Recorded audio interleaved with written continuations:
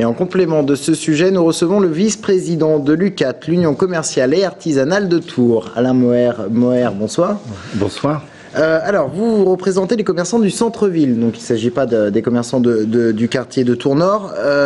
Mais est-ce que vous craignez dans le centre-ville une même situation, de voir peut-être des commerçants être obligés de mettre la clé sous la porte ou de partir tout simplement parce qu'ils en ont ras-le-bol? Alors, une petite précision, l'Union commerciale et artisanale de Tours, c'est l'union des commerçants, de tous les commerçants de la ville de Tours. Tours-Nord, Tours-Sud, Tours-Centre, et c'est la plus grosse union commerciale du département. Bon. Alors, est-ce qu'on craint les mêmes mésaventures qu'à Tours-Nord? Oui, bien sûr, parce que tout ce que nous avons comme renseignement dans des villes similaires à Tours, que ce soit Le Mans, que ce soit Angers, que ce soit Saint-Étienne, que ce soit Dijon, lorsqu'il y a eu des travaux liés à l'implantation d'un tramway, il y a eu des baisses de chiffre d'affaires et de fréquentation qui vont de moins 20 à moins 70% pour les cas les plus extrêmes. Est-ce que c'est quand même pas un mal pour un bien? Est-ce qu'après coup, il n'y a pas un retour de la clientèle de façon peut-être plus importante qu'avant?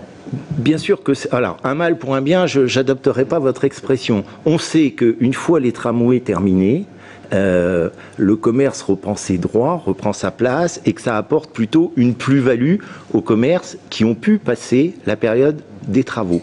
Le problème, c'est qu'il faut tenir pendant 3 ans, qu'on sort d'une période de crise, qu'on sort là d'une période où le mois d'octobre commençait à être un bon mois et qu'il a été arrêté dans sa progression par les problèmes d'approvisionnement en carburant, par les problèmes de grève et de manifestation, qu'on stoppé net la fréquentation des commerces. Donc nous, le rôle de notre union commerciale, c'est de proposer des actions. Alors justement, vous avez mis en place un programme d'action. On a mis en place un programme d'action qu'on a présenté à l'ensemble des commerçants qui ont bien voulu répondre à notre invitation en mairie de Tours la semaine dernière. Ce programme d'action, il n'a qu'un seul but, c'est de se dire comment peut-on faire et qu'est-ce que l'on peut faire pour minimiser la casse, pour minimiser la baisse de fréquentation qui aura lieu, on le sait, suite aux travaux du tram. Donc soit on ne fait rien, on pleure et tout le monde va aller cogner à la porte de la fameuse CIA, soit on essaye d'être positif, d'être dynamique. Ah, la CIA. Et la CIA, elle est partout, même en Touraine.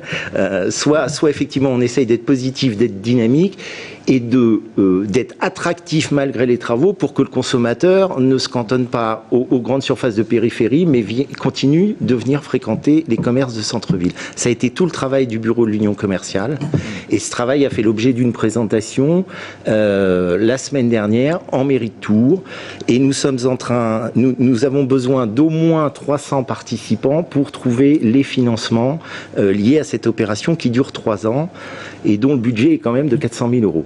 Merci beaucoup Alain Moher d'être venu sur ce plateau.